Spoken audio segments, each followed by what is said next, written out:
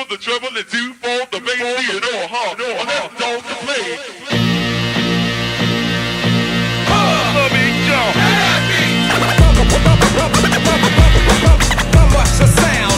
I made a year ago. Hardcore till I lock the door. STORS kembali ke I. I'm a pimp out. Pulusan batin latihan. Disco scrap run. Catatan kaki pembakaran dengan amunisi berlapis. Kumpul sudah Ferdinand hingga Babylon paralisis.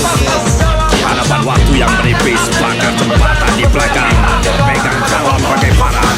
Lantaran 5 kopong dan nomor kosong. Mengenai gugatan ke Permendikbud nomor 2 tahun 2004 yang mana ini telah yang kita tahu gitu dari kampus-kampus saja udah menaikkan UKT gitu pada hari ini. Terus juga hal ini semakin benar-benar merealisasikan yang mana yang namanya komersialisasi dan juga liberalisasi dan juga privatisasi pendidikan gitu. Dan untuk kajian permasalahan UKT ini khususnya di kampus mulai dari kampus aku sendiri ya. Di Untirta itu sekarang ada 2 SK rektor yang cukup bermasalah. Sebenarnya 3, cuman yang satu ini masih draft. Jadi yang draft 1 SK ini kemarin itu baru turun setelah Permendikbud itu keluar mengenai kenaikan UKT, dan kenaikannya ini benar-benar lebih dari 100%. Yang mana kayak jurusan aku sendiri itu yang awalnya biaya kuliah tingginya itu 6 juta, sekarang jadi 14 juta. Terus juga ada jurusan yang dari 6 juta sekarang itu sampai 19 juta. Jadi dampak dari Permendikbud nomor 2 ini ternyata berimbas kemana-mana, dan juga di kampus-kampus PTNBH. Dan itu tuh aku kampus PTNBLU gitu, belum PTNBH. Dan juga apalagi kalau misalnya kampus-kampus yang PTNBH benar-benar ada juga yang namanya skema student loan, yang mana sangat amat tidak sesuai lah dengan mandat dari arah gerak negara kita dari Undang-Undang Dasar 1945 juga, yang mana seharusnya pendidikan itu ada merupakan tanggung jawab negara. Sebenarnya pendidikan itu ya bisa gratis gitu, nggak harus bayar. Dan juga kita harus lebih kencang lagi suaranya, kita harus lebih mengencangkan lagi eratan tangan kita untuk bersama-sama memperjuangkan pendidikan gratis ini.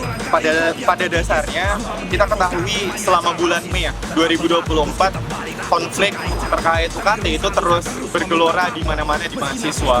Maka setelah pun ada pembatalan peraturan yang melandasi dan menimbulkan tren peningkatan UKT itu perlu untuk dicabut, sebab kita sudah melihat bahwa tidak ada hal baik dari Permendikbudristek nomor 2 tahun 2024. Permasalahan UKT itu sebenarnya berlatar belakang dari negara yang tidak melandasi pendidikan itu berdasarkan rakyat, namun berdasarkan sistem komersil dan juga kapitalisasi, sehingga mereka melihat bahwa ketika perguruan tinggi memiliki income generasi yang banyak atau pemasukan yang semakin banyak, maka bisa untuk mendukung pembangunan dan pengembangan perguruan tinggi. Padahal di negara seperti Indonesia seharusnya yang didahulukan adalah pengembangan manusianya. Karena kita mengetahui bahwa perguruan tinggi ketika melatar belakangi dari anggaran, maka selamanya akan memikirkan bagaimana mendapatkan anggaran.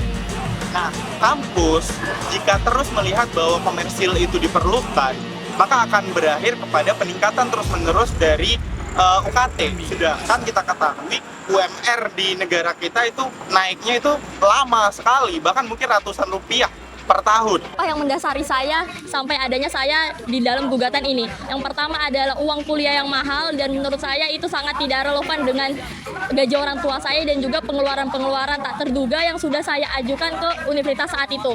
Yang kedua, selain biaya kuliah yang mahal adalah susahnya banding UKT atau penurunan UKT di universitas saya.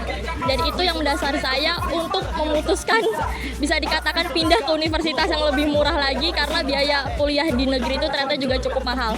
Selain itu, harapan saya kepada Mahkamah Agung adalah bisa disegerakan sidang cepat terhadap gugatan permohonan uji materi yang telah dilakukan oleh kawan-kawan Aliansi Pendidikan Gratis bersama tim advokasi hukum nasional, tim advokasi pendidikan nasional, dengan harapan bisa dicabutnya segera Permendikbudristek nomor 2 tahun 2024 yang menjadi akar permasalahan dari kenaikan UKT ini.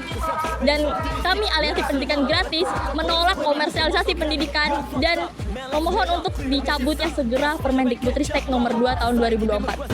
Ya, langkah upaya yang sudah dilakukan oleh Aliansi Pendidikan Gratis atau APATIS adalah melakukan pendaftaran permohonan keberatan hak uji material di Mahkamah Agung, tapi terdapat hambatan dalam hal register perkara di Kepanitraan Mahkamah Agung. Beberapa upaya juga sudah kami lakukan dengan melakukan korespondensi untuk meminta tindak lanjut kepada Panitra Mahkamah Agung untuk segera melakukan pembukuan dalam buku register terhadap permohonan dari teman-teman APATIS yang sudah disampaikan oleh teman-teman APATIS. Nah, kemudian pengaduan ke Badan Pengawasan Mahkamah Agung Republik Indonesia juga sudah kami lakukan tadi. Harapannya kami segera mendapatkan nomor register perkara seperti itu. Nah, barulah di tanggal 10 Juli 2024 kami baru menerima rilas atau pemberitahuan dari Mahkamah Agung terhadap permohonan teman-teman APATIS sudah dilakukan register perkara dengan nomor register 37P/HUM/2024. Kemudian upaya apa yang akan dilakukan oleh teman-teman APATIS adalah mungkin kami akan melakukan pengaduan ke lembaga negara independen, dalam hal ini Komnas HAM, guna tadi meminta pemantauan dan rekomendasinya kepada majelis perkara yang akan mengadili perkara permohonan dari teman-teman APATIS.